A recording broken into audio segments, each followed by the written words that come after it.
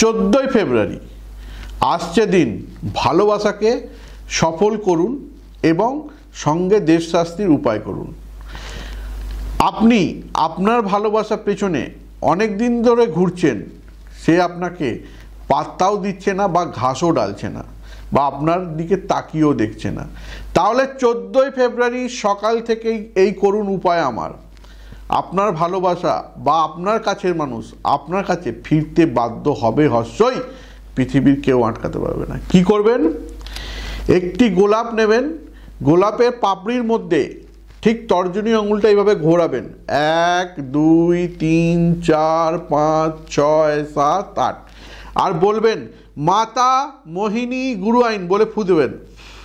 আবার বলুন মাতা মোহিনী গুরু আইন বলে ফু দেবেন।